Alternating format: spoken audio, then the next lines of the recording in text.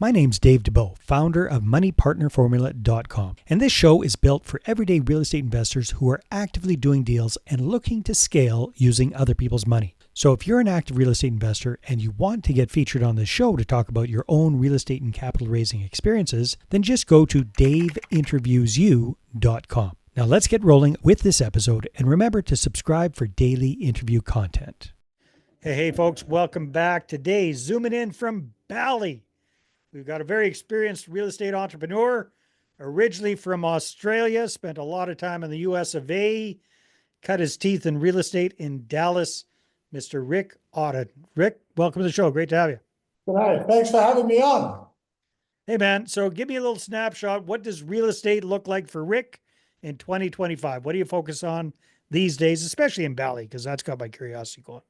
Okay, well, Bali's the next boom after Dubai. It was Dubai, now it's Bali because it's virtually a tax-free haven. And it's so easy to do property here. And it's just everybody's moving into this part of the world. And there was no financing here.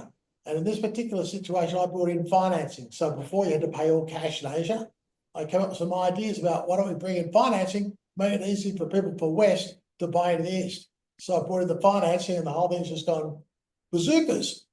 Nice. What kind of properties are you investing in Bali or development? Just in villas, 2, 3, 4 bedroom villas, which is their word for houses. You can say residential houses, which they call villas.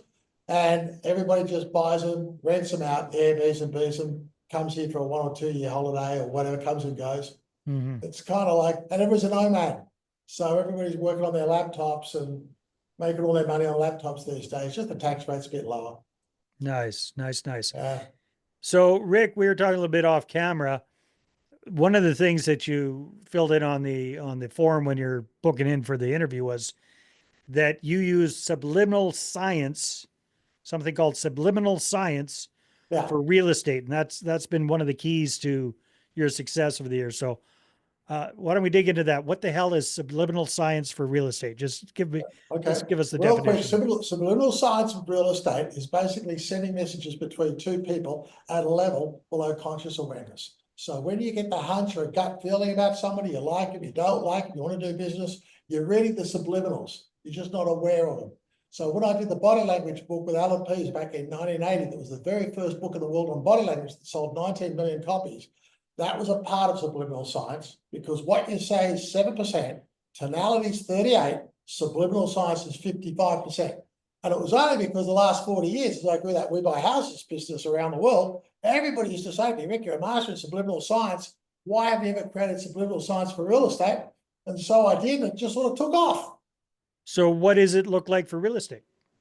So what it looks like, it's the difference between you closing 1 out of 10 transactions to closing 8 out of 10 transactions. But what it means is you understand body zones, you understand territories, you understand movements and positioning, which room in the house people do a transaction in, which room in the house they will not do in the transaction, how you hold a pen, where you sit, what you say. So there's a lot of these components that are very, very, very important that people in every day just don't understand why the guy said he wants to think about it. But if you knew all the subliminal science bits that you just screwed up, then it would be self-evident as to why he said he just wanted to think about it. Sounds pretty complicated. Does it take a long time to learn all this kind of stuff? Always learn it in steps. Let me ask you something. Are you right-handed or left-handed? Right-handed. Then if I'm going to stand next to you, I'll stand on your left. Why? Because when you gesture, you'll gesture with your right. I'll gesture with my left. We'll create an environmental cocoon. And for some reason, you will think we're singing off the same song sheet. We should do business together. If I stand on the wrong side, your arm becomes a barrier. My arm becomes a barrier. We'll keep arguing and you'll think, you know what? I'm not in tune with that guy.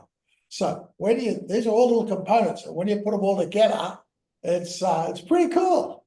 But just learn one bit. It's like body language, right? Just learn one bit at a time. It's like talk language. And these are the things. It's like, when I sit at a table and you give it a prospect, a document to look at, I've got to understand it can never go more than halfway across the table. As soon as I push a document more than halfway across the table, that's moved into your territory zone without permission. You'll shut down, you'll cross your arms, you'll lean back, and your brain's going, so what's this then? What I have to do is only move it halfway across the table. You lean forward, pull it into your own territory. You change your body language. I've changed your attitude. And then I just have to control the way under which you read it. Very good. How did you learn all this stuff? How did you figure it all out, Rick? What happened was when I did body language with Alan back in 2000, and I actually saw it work. You got to remember, I did body language 1980. When he went out speaking about this, and no one had ever talked about it, because we only had the book of Darwin's Book of Evolution and 7 scientific journals. Everybody thought it was voodoo, weird, crazy. And I think it took at least a decade for people to start thinking that maybe body language is a real business and a real science.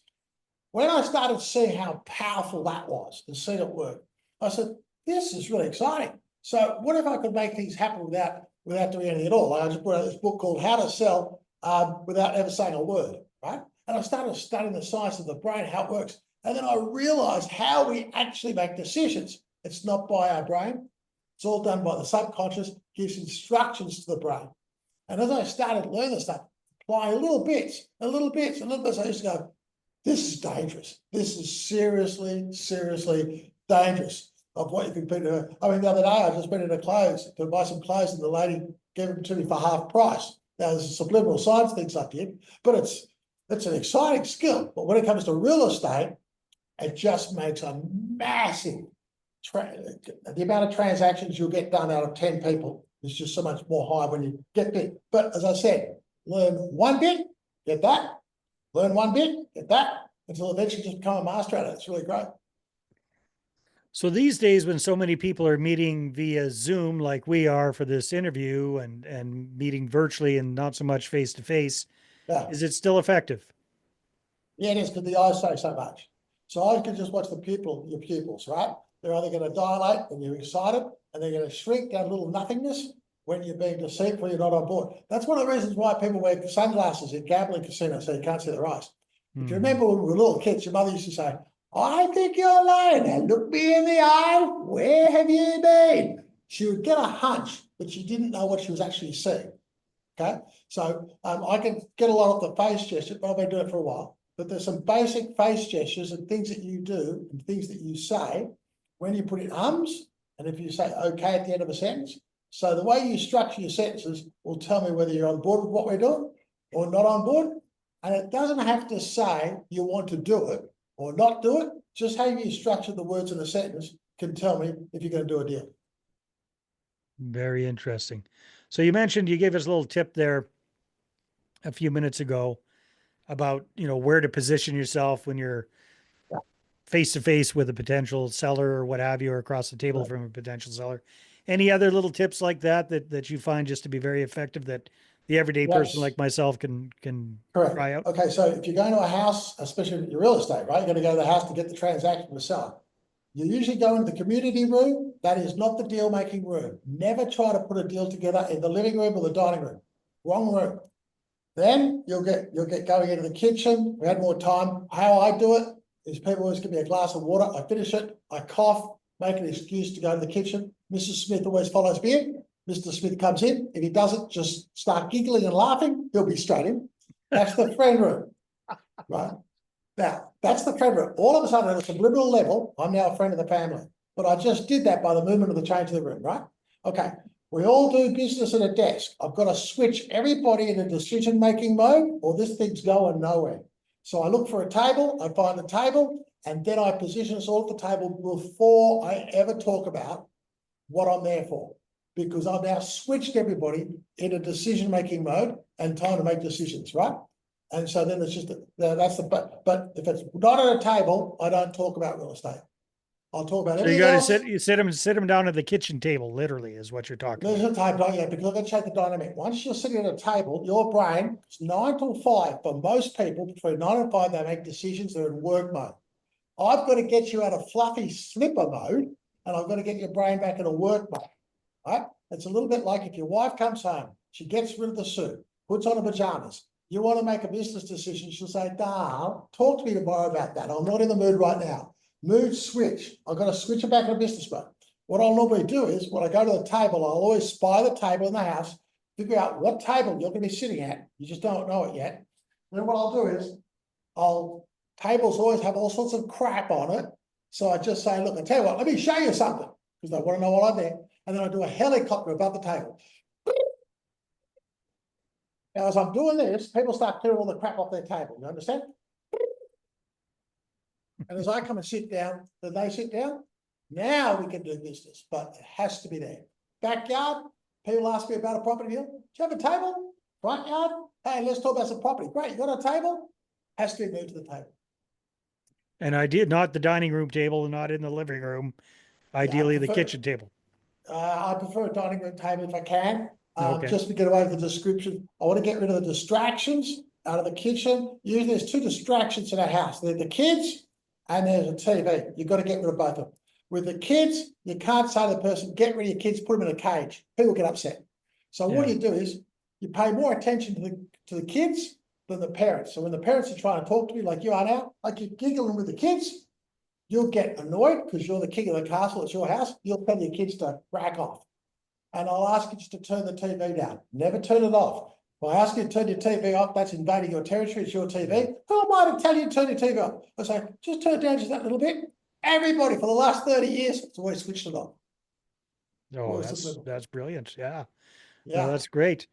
Awesome, Rick. Well, this is some really good stuff. I'm sure a lot of our viewers and our listeners are going to be curious. They're going to want to know more about this subliminal science, especially for real estate thing. Do you have any resources around that? Look, if people jump over to the website, subliminalscienceforrealestate.com, and this is just opening up a whole new world now. There's a bunch of free stuff I've got there to start getting people down this journey, right? They can watch a couple of free videos, get a couple of downloads, and people will start going to go, oh my God. Because I explained there how the brain works, how we send codes to people, all subliminal. So there's a lot of stuff to people get going there, right? And then once they get going there, they get really pumped, they get really excited. Just track me down the internet. Perfect. Rick, nice to meet you. Thanks for being on the show. This has been fun. Thank you for having me. All right. Take care, everybody, and we will see you on the next episode.